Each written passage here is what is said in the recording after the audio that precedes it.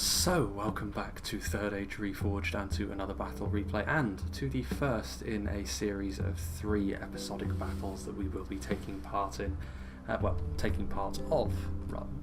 Partaking of?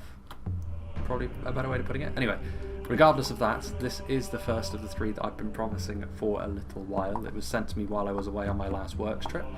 It'll probably be a couple of weeks before these actually come out, possibly around 3 weeks, but even so, this may be the front of Thrandruil's halls, and indeed you can actually see the interior within as well, but that isn't actually the map that we are on. The rest of the map is significantly different. It's a lot more open, actually, which is interesting considering the fact that this battle is 40,000 frames long.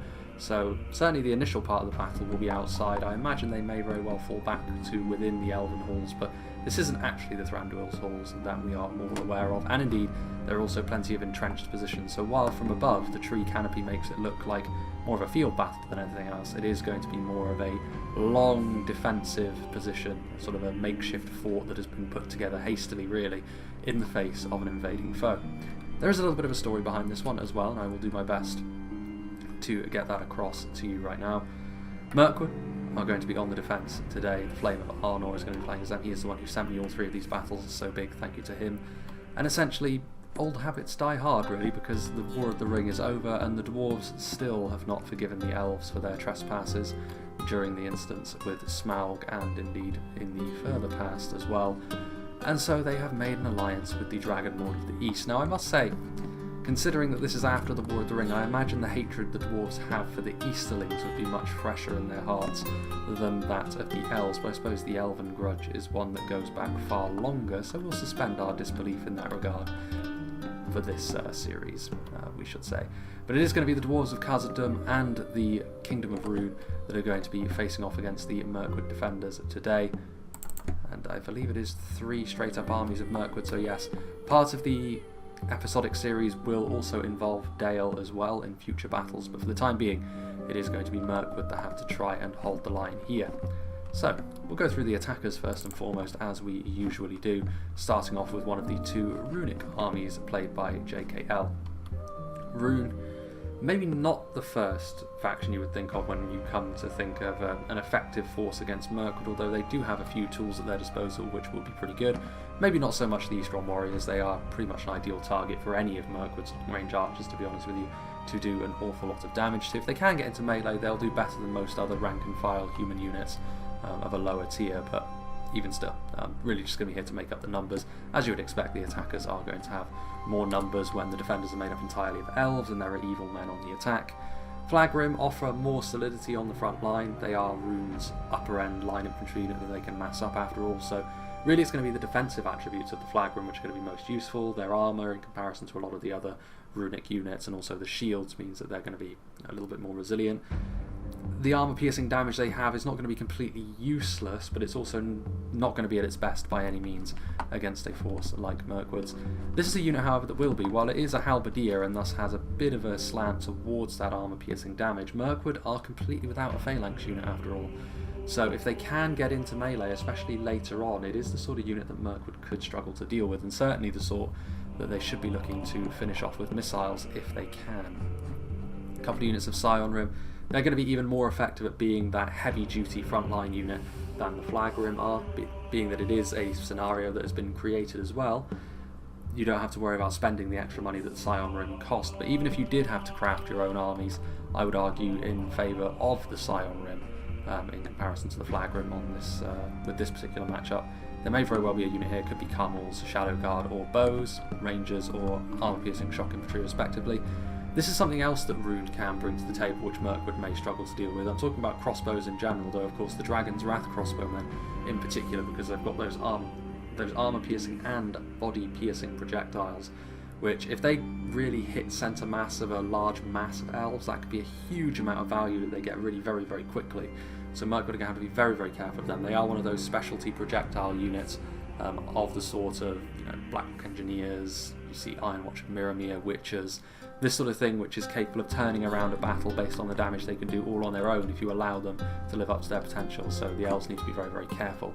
The Valkoth Tribesmen can also do a decent amount of damage. I mean, Rhun, if they can do as much damage at range as possible, that would be good for them, because Mirkwood, of course, as we have seen in very recent history, actually, they can be really very effective when it comes to their melee defense and the damage that they can kick out. So if you can do damage with something like lower end javelins without them getting shot up, they can be very useful. Rim are here. Those flaming projectiles, I mean, they are the more damage focused of the runic archers, so Mirkwood will probably prefer facing off against them when you compare them to the Variag mercenaries, and a huge amount of cavalry as well. Combination of Rim and Variag mercenary riders, so some heavy standard cataphracts, and then also some lighter horse archers, but could be good for skirmishing with the elves. We also have here the upper end units of Rhun as well, the Dragon Knights, which, to be fair, in terms of their defensive attributes, are going to be better than any Elven cavalry that they will face today, although I don't think they would want to be involved in a straight-up melee fight with something like Sindar of the Girdle. I don't believe they would win that fight. But they're going to be backed up by plenty of cavalry themselves. Sapphire Bladesmen, obviously very good javelins and also very good in melee with those Falxes, sort of thing which can stand up to the elves, and also another unit of Rim, so plenty of cavalry. Pretty well balanced army this, maybe with slanted towards the support of the cavalry and the range units. Not a huge amount of infantry there, so they do need to be a little bit careful that they don't burn themselves out too quickly.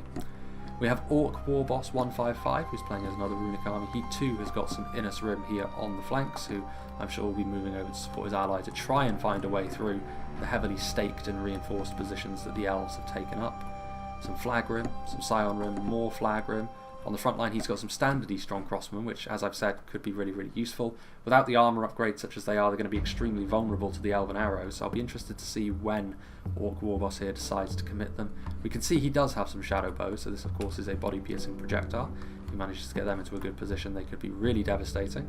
Variag mercenaries, I like them in a matchup like this, where you know you're not really going to win the skirmish fight, but you can make it as awkward as possible for the enemy to be efficient, and that's the best you can hope for when you're dealing with a skirmish force like Mirkwood, unless you're one of the very few factions that can try and go toe-to-toe with them in terms of damage.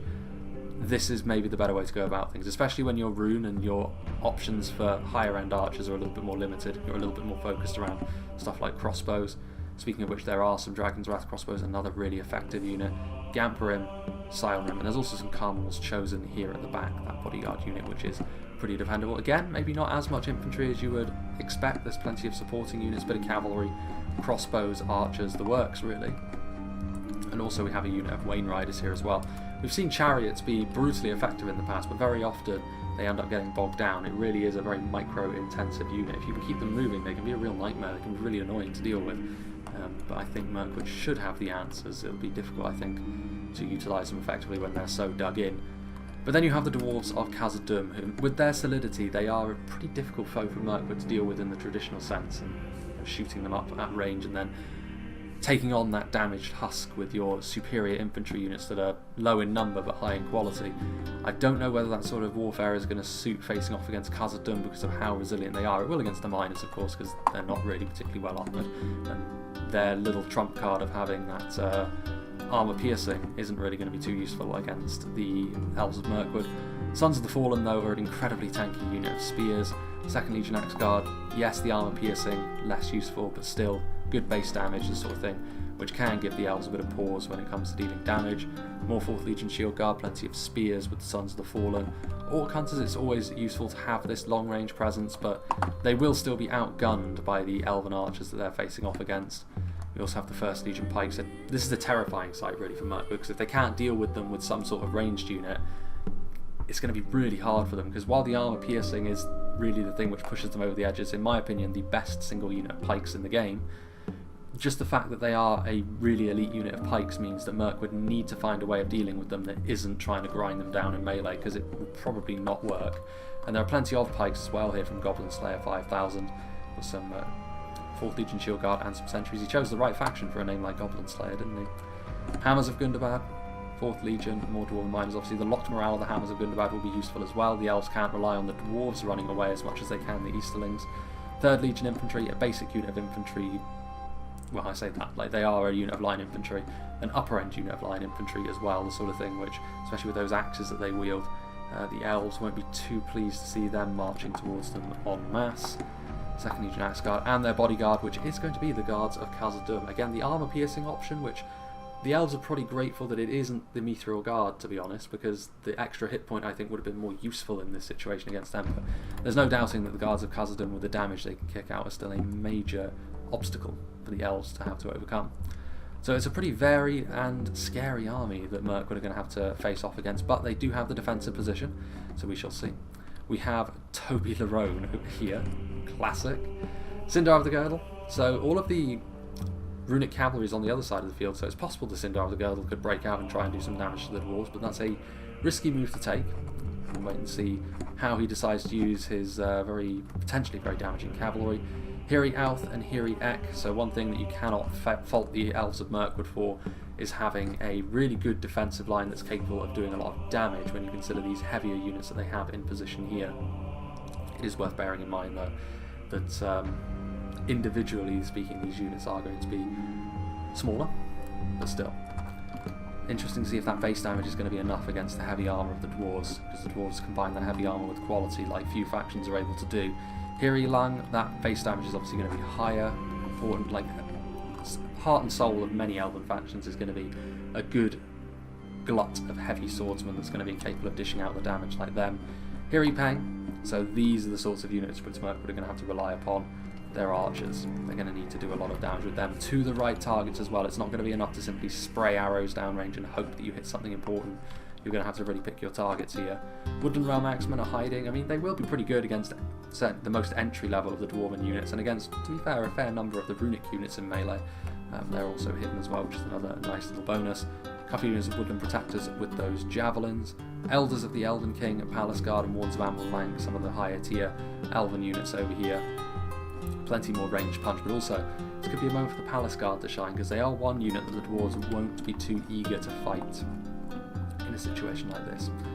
Now then, moving on to Flame of Arnor himself's army. He has got some Huntsmen of Amallang, which are a more basic unit of cavalry, sure, but they're still going to be useful for warding off that those runic cataphracts and potentially going on the offensive against some dwarves, Hiri Ek, and I believe some Hiri Alth as well. Kind of hard to tell. In fact, that might just be spears. Still, they're in a very dense formation there. Tough to push through, but also a much easier shot potentially to make with something like those Dragon Slayers. No, not Dragon Slayers. The Dragon's Wrath Guildsmen. Dragon's Wrath Crossbowmen, I should say. Hiri Lang.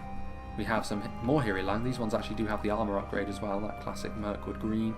Greenwood Rangers. Rangers on the defence. Always a crutch that you can rely upon. But whether they can get into the right position in a battle like this, we shall have to wait and see. Lots more Hiri Peng, some Wardens of Amallang on the front line as well, ready to start shooting. And there's more infantry back here as well, including some upgraded Hiri Alth and the Elders of the Elvenking, and more Palace Guard are back there. These ones have got the armour upgrade as well. And I believe we'll see a little bit more of his army as well. Some Woodland Realm Patrol waiting in the other fortified positions. And finally, last but not least, we have Farkin, who has also got some Greenwood Rangers. Also got some Woodland Realm Patrol waiting in the trees over here. This is one benefit we have, seeing as we're viewing this from Mirkwood's perspective. We can see a lot of these units that are hidden. The attackers will have to sort of hope that they will move forward. They'll know that there's a lot of units hidden in the trees. They won't know exactly where they are, which can be quite daunting when you know that a whole army is about to pop into existence right in front of you. Spears of Amenduia are here. Woodland Protectors also. Hiri Peng and some more Hiri Peng down here in the trees near this little encampment.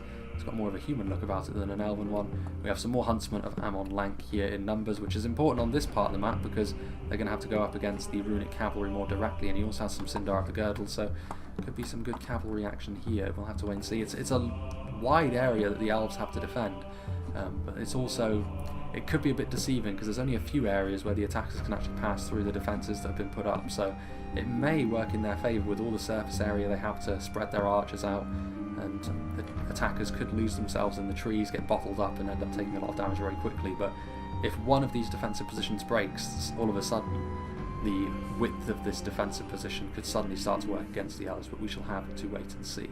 It's going to be all in how they play this. So yeah, I'll make a little bit of a cut and we'll rejoin when the attackers are about to fall upon the enemy.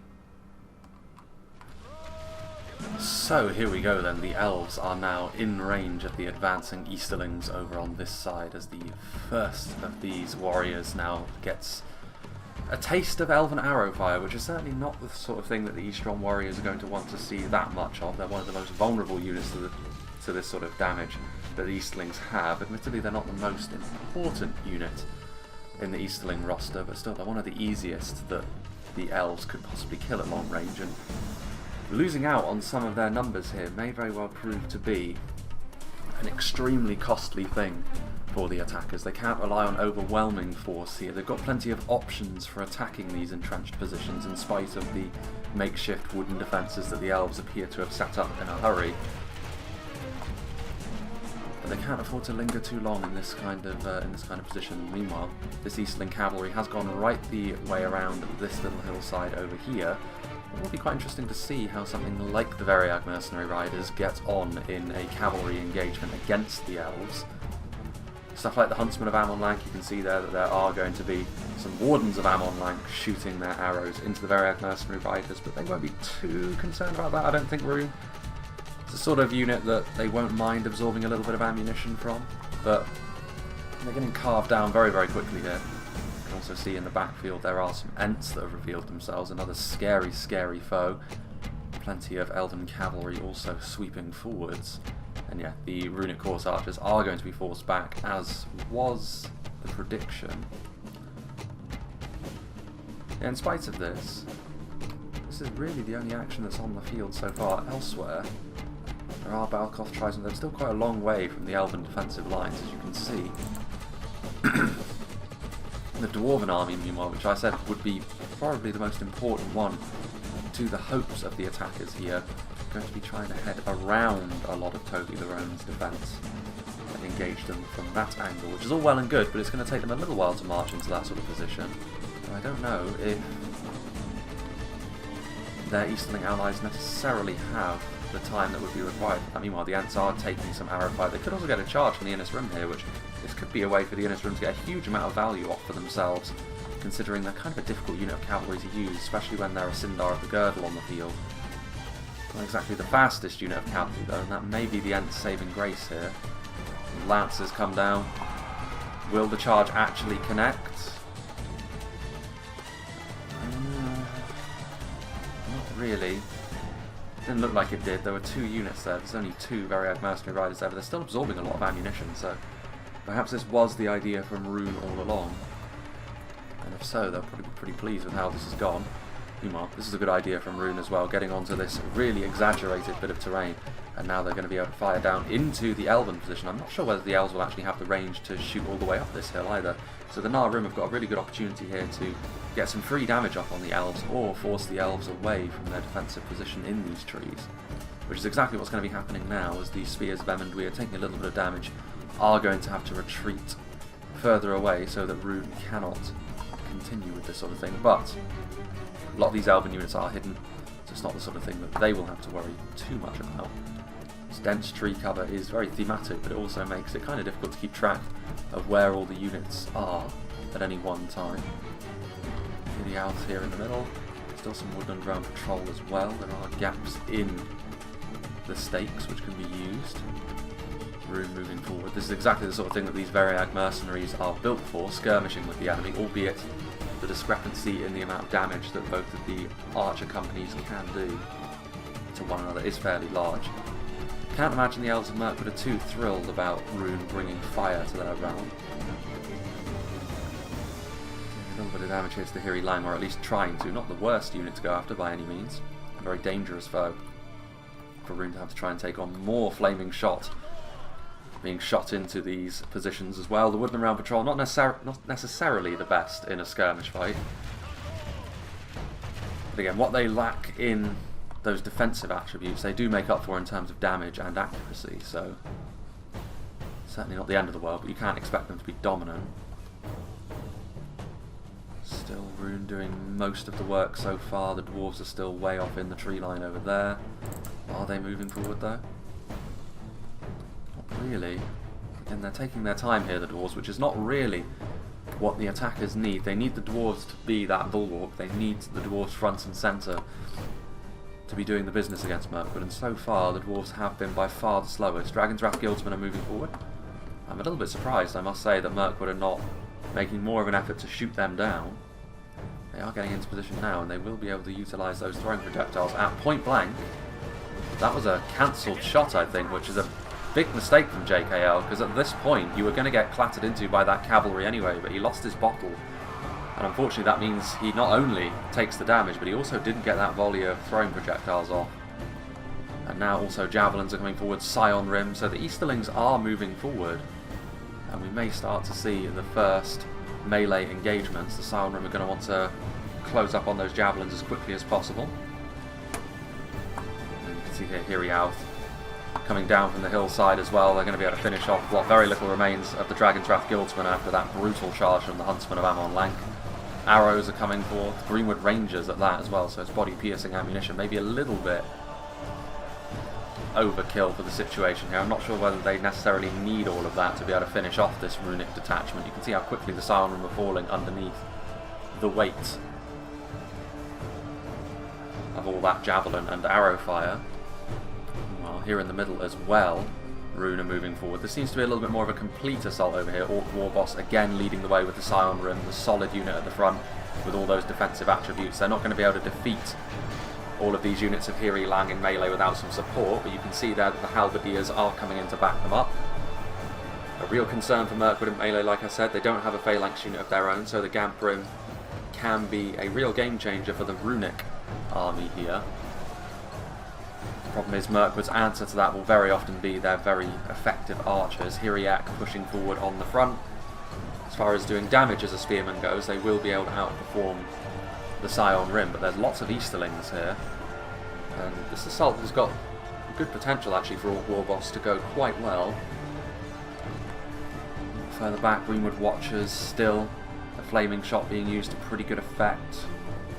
Putting Flame of Arnor's archers onto the defensive.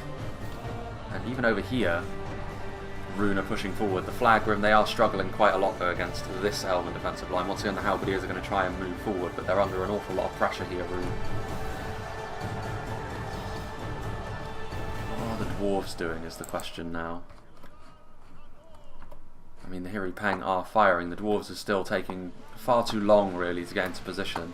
The Easterlings are starting to commit forward. Now is the time for you to start doing the business as well. There is actually a unit in behind enemy lines, isn't there? Yes, the Innis Rim from Orc Warboss. It can be very, very difficult in a unit with in a map with this much tree cover to keep track of this sort of thing. So if you're on the ball with your cavalry, this is the sort of opening that you can find, and the Innis Rim have got a real opportunity here to do a lot of damage to these exposed archers for Mirkwood, and that is the main danger for the attackers. As long as they can shut down as many of the Mirkwood missiles as they can, they've got a really good opportunity to establish themselves on the front line with both Rhun and Khazad Dum's phalanx units. Defeat seems certain for them in melee over here. That is another problem they may have. In just a straight up melee quality fight, they're going to struggle against Mirkwood, but the Innis Rim finishing off that unit of Woodland Realm patrol, or they will do at the very least. Greenwood Rangers moving around. That one unit of cavalry causing havoc in behind enemy lines at this point. They need to get some of their own cavalry in there, Mirkwood, to shut that down as quickly as possible. Meanwhile, here in the middle, in and amongst the stakes, Rhun could do with a bit more reinforcements. What started off quite well for them is now coming unravelled a little bit. The damage of the Hiri Lan proving a little bit too much for these Easterlings to take. There's some Flag Rim that have moved in as well. Well, the Elvenking's Palace Guard is a foe that's going to be very difficult for Rhun to deal with in melee regardless of what they do, but they need to keep this assault going. I don't know how much they have left necessarily. Orc Warboss has spread himself quite thin. He may have actually used up all of his infantry across all of these front lines, which is a sign perhaps that JKL also needs to move in. The Dwarves certainly do. This assault is still going, to be fair. This poor unit of Scion Rim that got mercilessly bullied. There is only one of them remaining, and surely that's not going to last too much longer either. Some javelins from the Sapphire Bladesman. A damaging unit to be sure. Stuff like the Hiriauth. Once again though, they are getting the Innis Rim in behind enemy lines. That's a saving grace to all of this for Rhun. They have managed to get some pretty decent charges off with their basic cataphract units. And all of this cavalry so far has proven to be actually pretty decent for them. And now all of a sudden, Mirkwood do seem to be losing a bit of cohesion over here. They seem to be running around all over the place like headless chickens. I mean, it's kind of hard to tell what the greater picture of the battle looks like with all the trees in the way.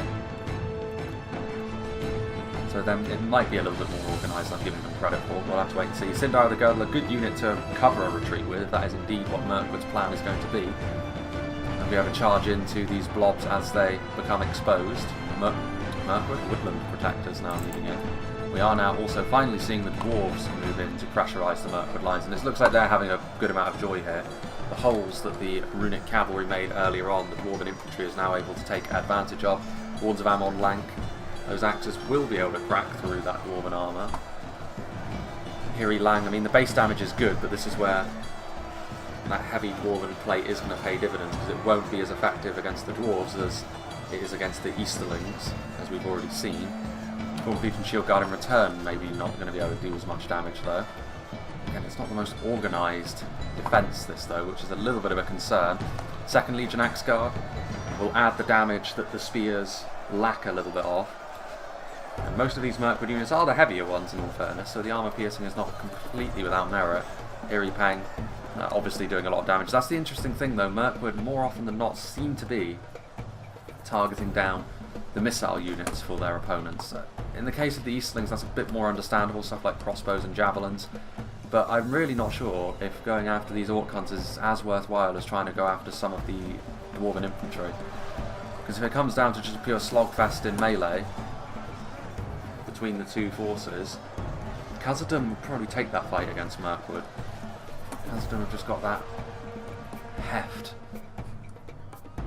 may prove to be too much for the elves in the long run, given the amount of missile units that they are going to be reliant upon. Meanwhile, over here, it was a victory for Mirkwood.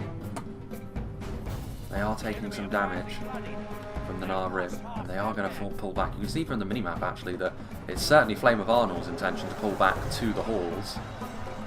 I don't know whether any of the other Mirkwood armies have necessarily got the memo, because several of these units look cut off. His allies are still very much fighting tooth and nail out here. Flag Room, I mean, yeah, these Woodland Protectors, they're okay as an auxiliary unit late on, but when there's still these kind of units on the field, they're not really going to be up to the same sort of standard as most of the other units in melee that we see. Especially not when you can see some Dragon's Wrath crossmen who potentially are out of ammunition. I didn't see them use their ammo, such is the way of things on a map like this, but I mean, they're pretty good in melee as well. Hefty runic unit. Up here, meanwhile, Carmel's Chosen. You can see there the Huntsman of Ammon Lank also moving in. Hiri Peng being engaged in melee by the Carmel's Chosen. I mean, they are a little bit isolated here, the General's Bodyguard of Orc Warboss, and there is the General himself.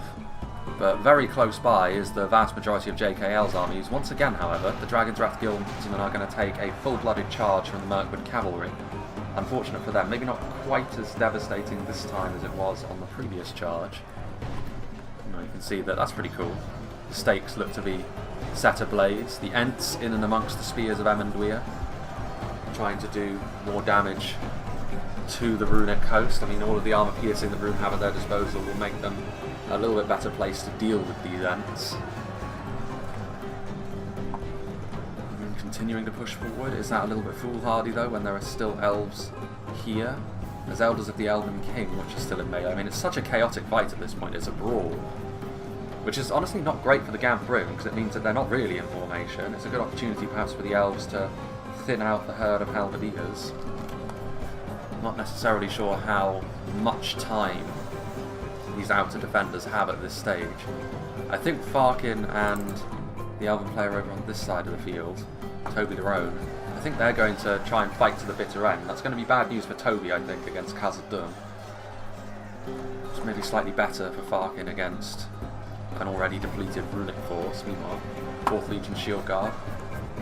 Actually, they're just going to push forward. I thought they were going to surround, which would be the best thing to do, I think, in this situation. Try and deal with these elven units as efficiently as you possibly can. In come the extremely solid Sons of the Fallen.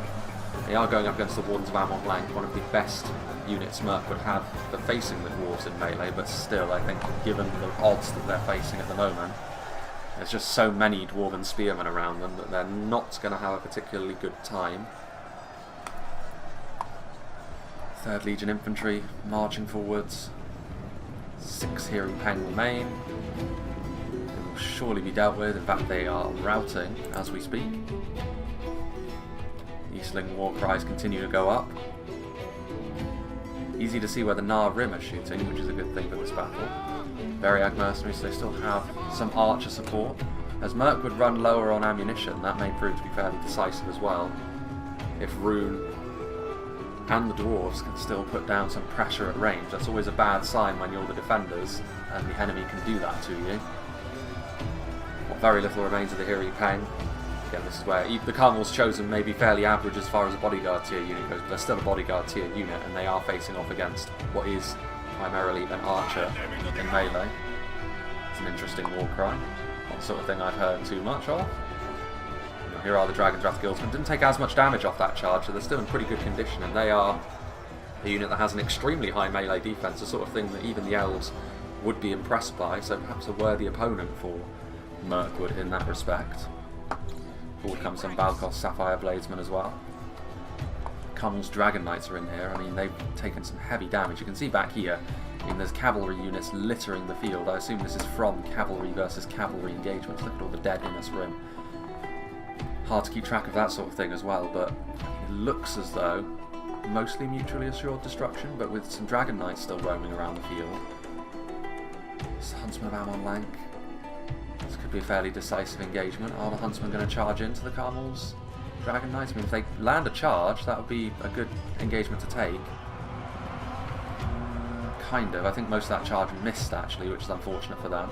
Just about getting his Dragon Knights out of there. So still some cavalry present on the field. Oh yeah, I think actually Mirkwood have won the cavalry fight more than anything. They've got a lot of units still at their disposal. More elves retreating back to within their fortress. Meanwhile, that is surely it. Finishing off what remains of those ERYN that are fighting to the death. So, oh, there's that crazy death animation.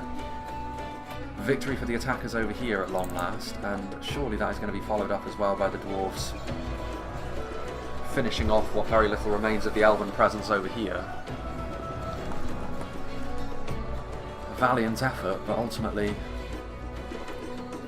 going to be finished off. I mean, there's still the sounds of battle over here, and there are still on the minimap elements of elven units, but I suppose they must all be routing, because that is pretty much the end of the battle as we see it. It's just going to be the cavalry now trying to go toe-to-toe with the attackers as they move forward. I mean, this is the time that you want to be using your cavalry, I would suggest, while the battle is still open. As soon as the battle retreats to within the halls, it's going to be a little bit more difficult to use these kind of units, and it represents a decent amount of the strength that you still have. The Carmel's Dragon Knights there actually did not get a charge off, whereas the Huntsmen did, but the Dragon Knights stand firm. The only unit of Lance Knights that are more solid all round than they are the Mounted Knights of Anunus from Hearthaday, and they're a very tanky unit of knights, and you can see there that they only lost 2, considering they didn't get the charge off and their opponent did. Goes to show how deadly a force they can be, or perhaps how multiple HP cavalry in this version of the game is too powerful compared to their peers. This is where the rest of the cavalry went. Trying to charge in, trying to do damage to the dwarves. I think that's a good choice. The dwarves are slightly slower to traverse the map. And you've got a good opportunity to pick them apart as they are a little bit more scattered from one another. Getting a good charge here into an admittedly already depleted unit of Orc Hunters, but you've got to get your kills where you can. And that was a good spot. Again, we saw earlier on the attackers using the tree cover to really good effect with that Innis Rim. Mirkwood can most certainly do the same with their cavalry. Sindar of the Girdle pushing forwards. Are they going to go after most of the Dwarven army consolidating itself over here, getting into a defensive position to try and ward off all of this cavalry? That being the case, it may be best to wave off and try and bully the Easterlings a little bit instead. Well, and that's the end of this unit of cavalry as well. Yeah, 8 of them, they are routing. We've been able to deal with that without too many issues, you have to say. Shadow bows revealing themselves. Didn't see them utilise any of their ammo, but then very difficult to keep track of them. That could be a real problem for Mirkwood if they don't have a plan in place to deal with that. Yeah, I don't really want to make a cut at this point because I don't know when this cavalry is going to be sprung. I mean, there is a school of thought that says maybe you should just leave your cavalry hidden in some trees out here and wait for the attackers to start grinding themselves down on your actual defence. But we'll have to wait and see. I think I will make a little bit of a cut, and we'll rejoin if the cavalry looks as though it's going to attack. So we should rejoin here as the Dragon Knights, perhaps foolhardily, are going to try and deal with this cavalry, perhaps seeing that what I said was going to happen may very well come to pass. But this is a fight that even the Dragon Knights are not going to win. There are still Sindar of the Girdle in here for a start, which are every bit their equal, but just the sheer amount of Huntsmen of Amon Lank is going to be the real issue. So I'm not entirely sure what he thought he was doing. He would have been better off just pointing it out to his allies and perhaps leaving just a unit or two of spearmen on those bridges so that the cavalry couldn't come in from behind as they cross into the settlement. Speaking of which, Mirkwood have sallied out with some Woodland Realm Axemen, which is a little bit bizarre. Once again, maybe a little bit wasteful, this time from the other team. Yeah, these Woodland Realm Axemen, the only fate that's going to await them is getting shot from the side. I mean, they're perfectly capable in melee, especially against the Easterling units here, of dishing out some pretty good damage, but not in this context. Not given the current situation, and they're also coming in from the side now as well, already wavering from the charge from the Flagrin, the continued flaming arrows from the Naryn. Yeah, now they're broken and fighting to the death, so that was a little bit of an unsightly waste, I have to say. Not entirely certain what it was he thought he was going to accomplish.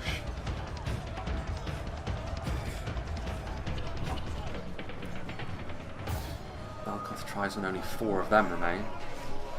I have to say, most of the heavy lifting in this battle so far, most of the costly work from the attacker's perspective has been done by the Easterlings. So it'll be on the Dwarves to try and see the attackers over the line here, I think. And of course, when you're broken and fighting to the death, your unit stats are reduced to pretty much nothing. So it's going to be all too easy for the Flagrin to cut them down mercilessly.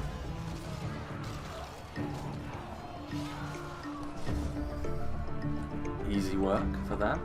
The Dwarves are still, again, taking their time to move. They're getting over there now. I mean, there is a certain inevitability to the fact that the Dwarves are going to arrive eventually. It's just somewhat frustrating to see it take so long for no good reason, really. The cavalry isn't near you anymore, so you're not really gaining an awful lot. And that's that. That little sally out was always doomed to end in disaster, and so it has proven to be. The runic dragon banners moving further forwards. Are the Sapphire Bladesmen going to make the attempt at moving in here to skirmish with the enemy? The interior of Thrandruil's halls remains very much the same as it does on the other map. Well, actually no, it's a little bit more barren. The throne is still there, but there's less vegetation in here. It's a little bit more volcanic in here actually with the dark rock, but no matter. Now this is going to be one of those gates which doesn't have a physical presence on the field. You'll be able to pass through it, so I do wonder if the javelins are coming in here to try and do a little bit of damage to the Mirkwood infantry first. Yeah, that's exactly what they're going to try and do. Naryn are going to do the same as well. Combination of javelins and arrow fire to wear the elves down. I won't make a cut here, but I will go up to ×2 speed because things are very slow paced at this mid stage of the battle. Crossbows mean the Eastlings may be throwing the kitchen sink at trying to do as much damage with their ranged units as they possibly can, but they're playing with fire a little bit because they may very well end up convincing the elves that another sally out is in their best interest, and if they are able to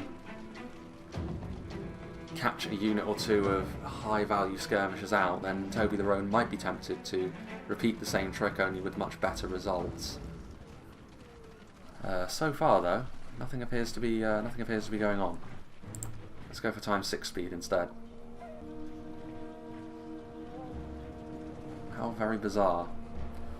Well, I think I'll make a cut here and we'll rejoin when the battle is getting underway again. It's been quite a weird off-camera moment, that, and it's been the Easterlings poking forward with some of their skirmishes, including the shadow bows, trying to get a volley off and then the elves coming in. So it's really just been a game of cat and mouse, which is a little bit frustrating because it doesn't make for particularly good viewing, so I can't really show that sort of thing. But it does look as though now the Easterlings are a little bit more willing to move forward and stay in the melee engagement, and it is on the attackers ultimately to keep up that assault. The Sapphire Bladesman and the Gamprim now moving forward, engaging with the Hiri Lamb that waits on the other side of the gates. Those halberdiers may be enough to force those Mirkwood units back a little bit. I mean, if Rhun can establish themselves in here with their skirmishers, it could be a pretty grisly affair for the elves. We'll have to wait and see on that account. Still have the mighty Elvenking's Palace Guard. Still got plenty of heavier units. I've still got all this cavalry, which I do think is wasted in here. It should be out there with the rest of the Mirkwood cav, which was moving for a moment, but now they are stationary once more, waiting for an opportunity perhaps later on in the fight to slam into the backs of these units. But you can see that they're very well prepared for this. The dwarves have got pikes guarding every angle. I still think maybe those pikes though would be much better served as part of the main assault. I mean, they're coming forward with maybe a little bit more gusto now. Dwarves adding themselves to the assault,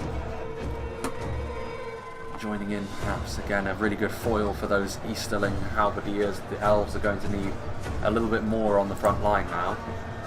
It is going to be a ×2 affair though, this. As with every other battle on Thranduil's halls, when it comes to, well, the interior at least of Thranduil's halls this map has, when it comes down to a fight like this, there's only so much that I can say about it. It's just going to come down to who has the most heft remaining. Oh, the Sons of the Fallen leaving again, that's really unfortunate.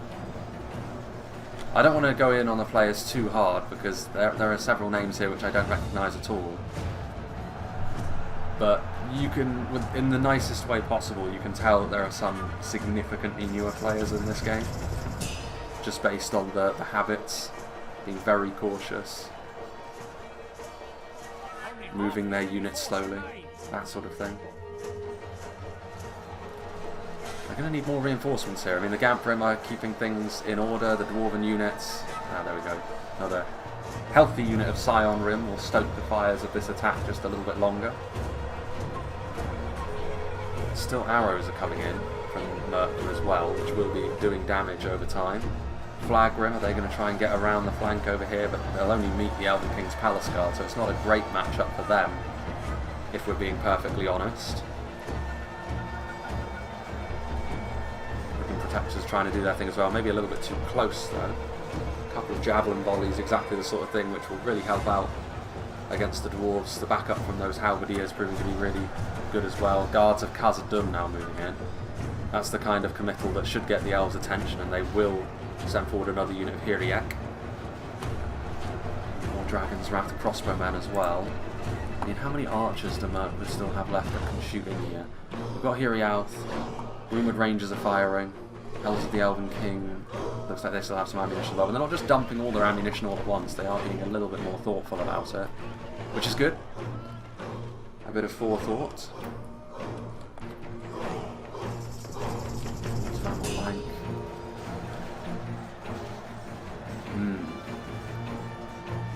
Sons of the Fallen now back on the front line as well. They're really trying to force their way through here.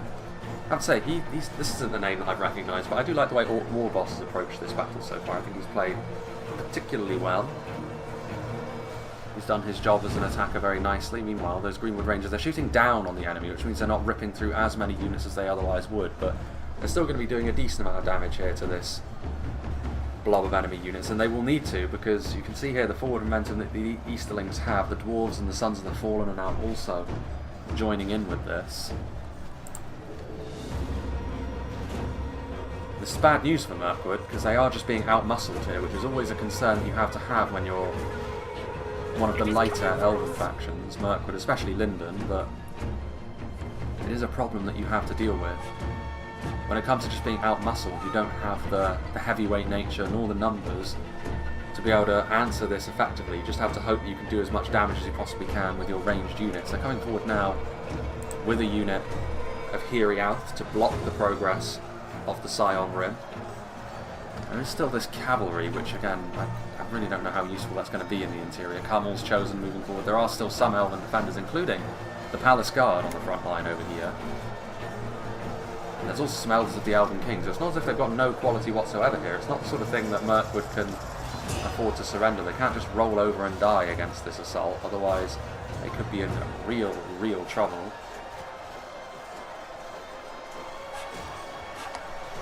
And further along here, ERYN. I mean, defeat is a distinct possibility at this point. Greenwood Watchers may come forward. First Legion Pikes are now in there as well. Like, that's the kind of unit that's so dangerous. You need to be able to deal with them at range if you're Mirkwood. It does look as though they are the target of some of the attention that Mirkwood can still lay down. This unit of ERYN, though, getting a little bit surrounded by really heavy spearmen from both the Easterlings and the Dwarves, so Mirkwood are losing cohesion a little bit again, and that may prove to be really devastating. Camel's Shadowbows are following the guards of Khazad Dum. This is the sort of thing that Mirkwood cannot afford to let go either. We haven't really seen this part of the settlement ever used in one of the battles that includes the Thrandruil's Hall's interior before. Still continuing to get quite a few arrows downrange, not all of them hitting their marks, but that is going to be the way that Mirkwood get back into this game, if indeed they are able to. Camel's Chosen moving in, really piling the pressure on that unit of ERYN. Woodland Protectors broken and fighting to the death. The Elvenking's Palace Guard still doing the business now that the First Legion have moved off. Maybe they've retreated even. That has changed the complexion of this fight over here. Perhaps they were worried that the Greenwood Watchers were going to throw their daggers into them, and so retreated. Another unit of Dragon's Wrath Guildsmen joining the front line. Do the elves have enough? You can see one of the elven generals there slicing his way through halberdiers in melee. One of the many Thrandruils, Hammers of Gundabad on the front line. They will fight to the bitter end, doing a lot of damage as they do so. Thrandruil may be in a little bit of danger there. Yeah, that unit of ERYN is certainly doomed. Very peculiar to see this part of the settlement used, I must say. Sindar of the Girdle continuing to take damage from those Variag mercenaries.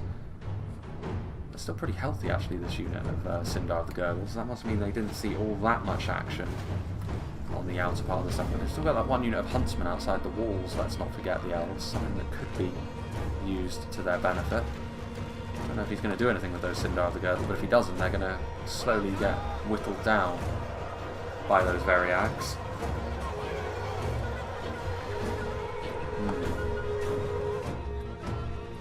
Iladan, indeed. Walls of Amon Lank firing missiles.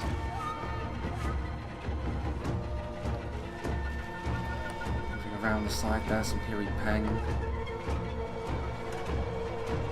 Variag mercenaries continuing to take damage.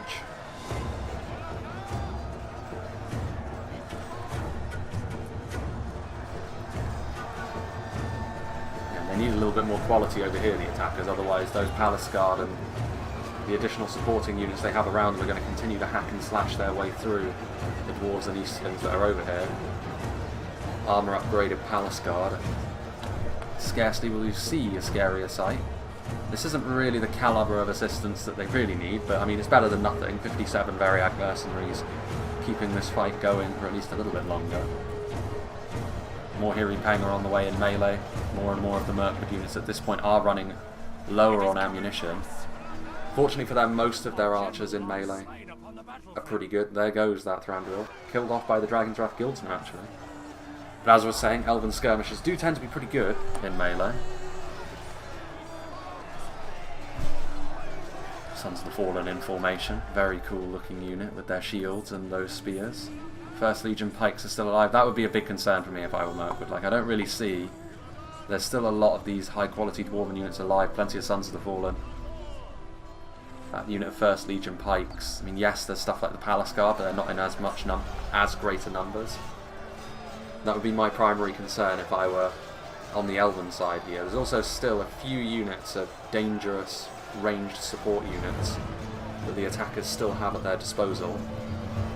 This is much more like it as far as the battle goes. I was worried that the entirety of the end of the battle would be focused around the gatehouse, and I'm really glad to see that's not the case. It would probably be better for Mirkwood if it was, because it means the attackers are bottled up. But this is much more interesting to behold. Forward comes some Warns of Amon Lang, far too late to assist that unit of Hiri out. In fact, just in time to see the last of them fizzle out. Sons of the Fallen will be less thrilled about facing off against the Wardens in melee. Still a few crossbows. All the sentries of Khazad Dum at this point are entering the settlement now, no longer feeling the need to be a rear guard against that cavalry. Only one unit of them at this point could achieve the same thing as long as they park themselves on the bridge. Speaking of which, I mean, they are now moving forward slowly. Dwarven miners are routing. Do they have the opening they need? Are they going to leave behind one unit? They are, which is good.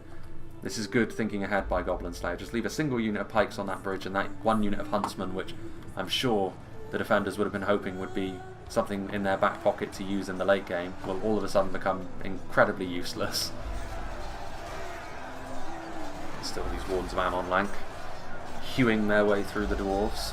Whether they have the staying power and the melee defense in comparison to their sword-wielding peers to keep this going for a long period of time, I don't know. Camel's shadow bows are in a good position as well. That's why I was talking about some dangerous ranged tools that the attackers still have that they can utilise, which is a real concern for them. A few Dragon Knights over here being laid low by Greenwood Rangers and Hiri Pang in melee. I mean, it's not the most devastating target the shadow bows could be going after, but every elf is going to count for Mirkwood here in the late game. They're going to need absolutely everything at their disposal if they are to go on to win this fight. The last of the Dragon Knights falls. The shadow bows are now wide open for attack as well. If they still have ammunition, it's a little bit of a mistake to push them even further forward when you're about to get engaged in melee. And the shadow bows will win this fight in melee against the Greenwood Rangers unless the Hiri Pang close up as well. So maybe in the end it'll work out for Rhun, but due to no forward planning of their own, you'd have to say. More Variag mercenaries joining in melee. I mean, again, the Palace Guard are going to carve their way through them, but it's just more and more units that the elves are having to deal with. First Legion pikes on the way over as well. This is what the dwarves, I think, need to commit these really high tier units at this point, because they could break the back of this defence if they chose to. Flagrim finishing off the remnants of the elves over here, which does open up another attacking lane, which we have seen used before in all fairness, but there's still elven units back there. Like I said, the dwarves, if they are bold and if they commit forward now, I do think they will go on to win this, because I don't think Mirkwood will have the ability to deal with the amount of pikes that the dwarves are bringing to the table. If they continue to be too slow on the uptake, however, and continue to want to preserve the lives of their elite units at the cost of what's best for the team, that's a classic newer player mentality, and they'll be made to pay for that if this continues. Bit of damage coming in from the ERYN. Going after the right kind of target, the Wardens of Amon Lank do represent a real threat. There's still Carmel's Chosen left alive, which is fairly impressive. They've been through the ringer. They are a more defensive unit, so perhaps it shouldn't be too surprising to still see them here in the late game as we enter the final 10,000 frames. This is more like it from the Dwarves. Guards of Khazad Dum moving forward, exactly the sort of thing that will be needed. And all of a sudden now it's on the elves to commit something forward to try and answer this. Although I say that, the Dwarves giving the elves a little love tap and then leaving again is an extremely bizarre thing to do. Very peculiar indeed. Still a bit of cavalry back here. Elvenking's Palace Guard still alive. They have retreated a little bit now. Greenwood Watchers are in position, trying to go after the First Legion pikes, but the dwarves don't have a choice. Like, they need to commit forward to some sort of fight. Those throwing daggers will do a little bit of damage, but the dwarves will be hoping that it won't be enough to affect the outcome of the fight too seriously. And this is a good sign from Mirkwood as well. It means that they have rationed their ranged ammunition really quite well. They haven't just dumped it all early, which is the bane of many a defending force. I'm amazed there's still Eastern Warriors alive. I'm pretty sure this was the unit that was getting shot up in the really early game. I mean, they're going to get killed off now, but the fact that they're here in the final stages is just one of those interesting little things in a battle that can happen. Guards of Khazad Dum, ERYN. This is where the cohesion of actually the attackers is starting to be called into question as well. I really don't see what it is they're trying to do anymore. Did they actually try and charge in there? No, I don't think so. I mean, the time will come eventually where maybe this unit of sentries is needed inside the settlement. And I think that the dwarves have already reached that point. I think they see that every man is going to count now, which may very well lead to... You can see that one guy who's routing, it almost looks like he's a lookout. that one unit of huntsmen now may very well start to come into their own once again. And it may yet prove to be a decisive factor in this battle. It's still the Guards of Khazad Dum being completely non-committal, very, very poor. 1st Legion pikes have taken a bit of damage from those Greenwood Watchers at range, and now the Greenwood Watchers are closing into melee to try and do the business. I mean, there's only 30 1st Legion pikes left. As far as a single unit goes for Mirkwood, this would be the unit they would fear the most at the start of the battle, so if they can isolate and destroy it as they have done so far, they would be very, very pleased with that, I'm sure.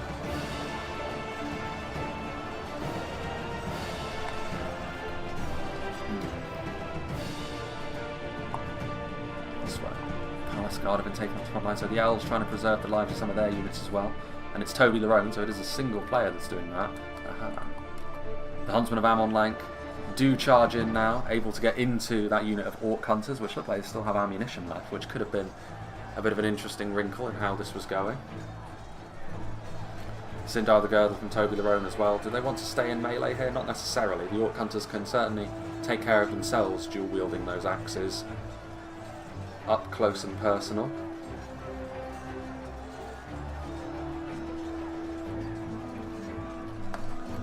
Some flag room moving in as well, but you can see like both sides at this point are a little bit punch drunk. Like they're not going to be able to commit sweeping amounts of units to any sort of engagement, and that may still be the reason why the attackers could go on to win this, because late game pikes, as we've seen time and time again. Also, late game cavalry can prove to be fairly decisive as well if you can get good charges off. Some of those units connecting there with the flag rim, doing yet more damage. It's the sort of unit that you could break as well. What's going on over here? Still that unit of Palace Guard which could be committed forward. I mean, this now represents by far the strongest concentration of units the attackers have. The 1st Legion Pikes and the Guards of Khazad Dum. There's also still some Shadow Bows left alive, only 15 of them, but still. Sentries of Khazad Dum are still alive, the Dwarves still being weirdly cautious with units like this. If you blocked all your pikes into a single position, I don't know if Mirkwood could necessarily deal with you. Trying to deal with the Orc Hunters as they scurry for cover against the Elven Riders. Flagrim are still there, Wardens of Ammon Lank being given a bit of a reprieve. What are the percentages looking like? Mirkwood are down by 3%, and they're facing off against a ton of pikemen, so the attackers should go on to win this. If they had been used a little bit in a more of a forthright manner, I think that the battle already would have been wrapped up, but there's still every chance Mirkwood could win this. And that is one such reason, because the elves of the Elvenking still have ammunition, and shooting at those pikes with ammunition like that is going to be exactly the way to go. The elders themselves are also a good force in melee. There goes the runic general. That might be the straw that breaks the camel's back with regards to routing off some of these very depleted Easterling units, which would again be another bit of good news that Mirkwood need at this point.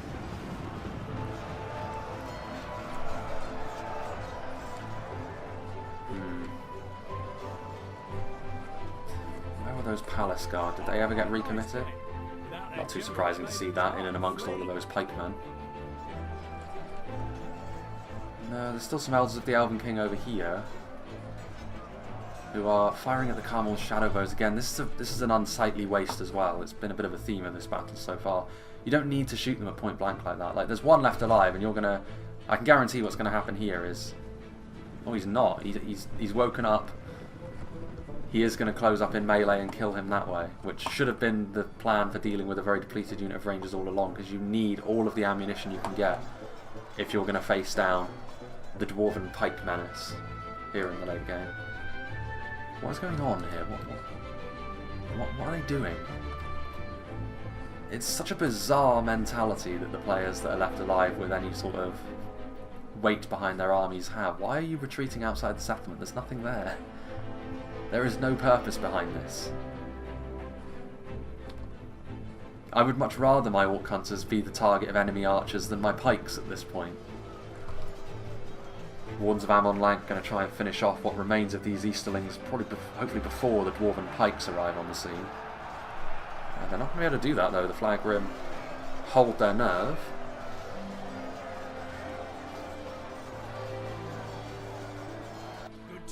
And there goes another Easterling general. Surely now that is going to be the end of the Easterling resilience here. 2 units of sentries, a unit of Rim, and then a depleted unit of guards of Khazad Dum and 1st Legion pikes. There's still these Elvenking's Palace Guard. This is more like it. This is exactly where this ammunition should be being used. You need to be doing damage against these elite units. You need to be making them as weak as possible for the late game. Mainly the pikes, because obviously the guards of Khazad Dum are going to be extremely resilient against arrow fire, but even hitting them and making them a little bit more wounded and softening them up for the inevitability of having to face them in melee is not the worst thing at this point in time. Elvenking's Palace Guard moving in, Elves of the Elvenking, the strongest units that the Dwarves and Elves have at their disposal on the field today, are now going to meet face to face, perhaps. 2 units of Elders of the Elvenking. So in terms of numbers here, the Elves actually do have the upper hand. This is a version of the Palace Guard that does not have the armour upgrade. I know some people actually prefer the look of the standard Palace Guard, and they do look shinier, I admit, and more distinct from the regular Mirkwood units that also have an armour upgrade, because it's the same uniform that they all wear in that eventuality. Again, a big concern here is these 2 units of sentries are going to defeat this unit of wardens, and then where do Mirkwood go from there? There's also a unit of Orc Hunters, which is somewhere, I think.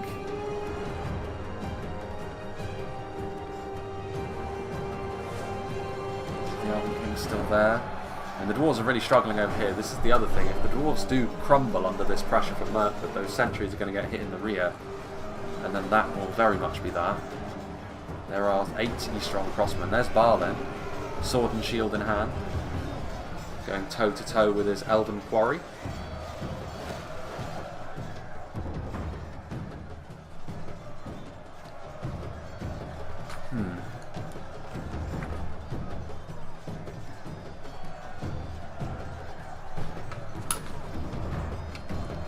Just reminded myself of something there and had to write something down. There goes another Elven general. So Balin is the only general that remains, but it's going to be very difficult to break Mirkwood. It'll be very difficult to break the Dwarves even if Balin dies, to be fair. 2 very mentally resilient factions. Ooh, I think the Dwarves are going to be victorious first over here.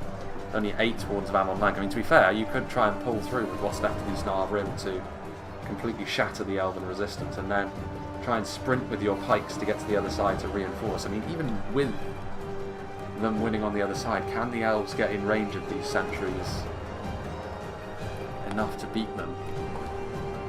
Will Mirkwood's lack of a phalanx ultimately prove to be their downfall? Because I have to say, I think they've used their ammunition in this battle extremely well, Mirkwood. If they do lose this, that will not be the reason for their loss. Again, every little bit of damage at this point is going to really help. So those 4 strong crossbows, if they can kill off any elf at all, they will be contributing to their side's victory. They're desperate to finally finish off the Dwarves here. I think they see how important this engagement is. Balin himself is one of the only Dwarves left offering any sort of resistance to this overwhelming Elven force. Trying to hunt down those crossbows.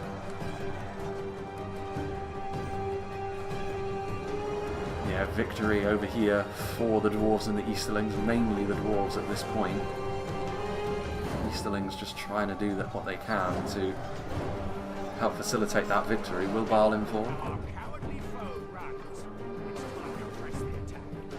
Press the attack with what though? There goes Balin.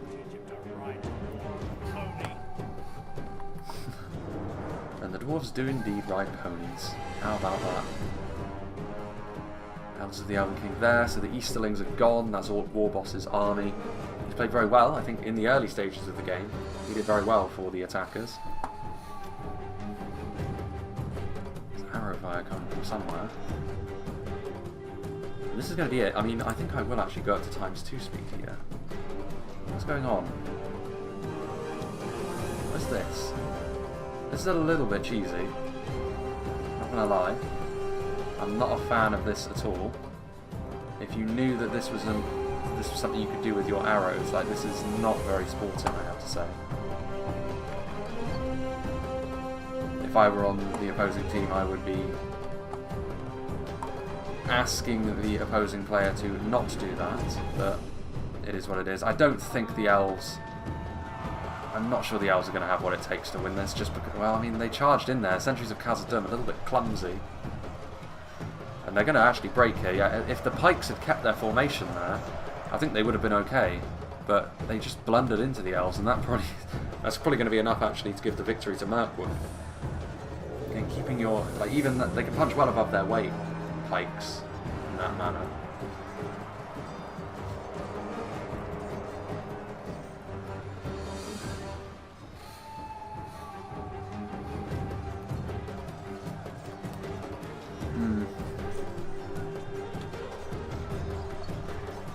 Sentries of Khazad Dum taking a lot of damage at this point. It's going to take a while to wear down all of these Dwarven pikemen, but yeah, I think it is going to happen at this point. And it does come down to judgment calls, I think, and Mirkwood made marginally the better ones as the battle wore on. I do think that, again, I really don't want to keep bashing a single player, but if the Dwarven player had been more upfront with what he wanted to do and was less cautious and less skittish, the attackers would have won, I think. Because there's no way that Mirkwood would have been able to withstand a more unified assault from the attackers with that Dwarven hardiness at its core. And in the end, just a little bit of a lack of decisiveness has proven to be the difference between victory and what is sure at this point to be a defeat. I mean, still, technically speaking, the elves are behind in terms of percentages. They have now leveled it up 98 all. But yeah. When pikes are surrounded like this, their low stats are going to be ruthlessly exposed by a unit that's as good in melee as the elders of the Elvenking are. But a good battle, a really close one as well, and in particular this fight in the interior of Thrandruil's halls is unlike anything we've seen. That won't be what the battle is called, because this isn't the Thrandruil's halls map, it's something completely different, but obviously the interior of this elven grotto is exactly the same as the one that we've seen countless times at this point in Thrandruil's halls. And that is going to be that. The elves. It is still dead even in terms of percentages, but with only 400 frames left, I would imagine that it's going to be a case of admitting defeat, seeing perhaps that his Orc Hunters of Khazad Dum are going to be absolutely no match for the calibre of elven units that are facing off against them in melee. And that will be that. Our soldiers have fought and died well today. So Mirkwood facing off against the Dwarven aggression with their new Easterling allies, and the first part in this episodic series goes to Mirkwood, and probably what you'd have to say morally the good of the two sides in what will be a 3-part war. The next part will be involving Dale as they are scrambling to try and assist Mirkwood against this unwarranted aggression, and the dwarves are going to try and block their passage to assist the elves. Will they be successful or not? We shall have to wait and see. More of a pitch battle, that one, rather than this one, which was a siege, and then we will be moving on to the third and final part in this. These will all be one after the other. They will be in a row, so you won't need to keep track of anything there. It will be all together. But yeah, big thank you to Flame of Arnor for sending all 3 of these battles in to me. It's always interesting when we see something slightly different in this manner. Let's see what did the damage for the Mirkwood armies. So 385 kills. I think Elders of the Elvenking really proved to be one of the more decisive units on the field. Their Silverthorn arrows doing a lot of damage at range, but also being a real melee powerhouse towards the late game. Several units breaking 100 kills as perhaps you would expect, because obviously they're on the defence, they're elves, vastly outnumbered, so they're going to need to have a greater amount of kills per unit. Cinder of the Girdle with only 84 though, they could have been used slightly better perhaps, given the wide open nature earlier on. Only 115 kills on Greenwood Rangers as well, so yeah, maybe room for improvement, but other units propped up the rest of the army anyway. Ents with 107, that's not too bad considering the amount of quality and armour piercing the attackers could have called upon in this fight. Flame of Arnor, several units breaking 200, one breaking 300. Woodland Realm Patrol with 326 kills, punching well above their weight in terms of cost. Better from his Rangers, Warns of Amon Lank doing quite well also. Elves of the Elvenking slightly worse than the army above, but still perfectly acceptable. Some units getting a very low amount of kills, Huntsmen, Greenwood Watchers, but again, other units are more than made up for that. 223 on his Palace Guard as well is good for a melee unit, even one as high tier as that. And the final army here from Toby Lerone, had more of his units left alive in the late game. Woodland Realm Axeman getting 262 kills, that's pretty good for a unit like that. Elders of the Elvenking and Wardens of Amon Lank also doing well, just like with every army. So yeah, really the heavy Mirkwood Archers, that really high tier of Mirkwood Archer, really proving to be a bit of a difference maker in this fight. And of course, like I said, how and when Mirkwood use their ammunition, which is always going to be key for a faction like this. But the defenders really make good use of their ammunition, and in the end, some good early aggression, I would say, from the Easterlings, particularly the army under Orc War Boss. Did very well. But as the battle wore on, a little bit of a lack of cohesion among the attackers was enough to give Mirkwood the leg up they needed to ultimately win this battle. So yeah, we shall be moving on in the next battle replay to part 2 in this episodic series, which, like I said, going to be Dale against the Dwarves. Will they be able to come to Mirkwood's aid, or will part 3 in this series be the elves standing alone against their new foe? Or old foe? Probably both. We'll call it both.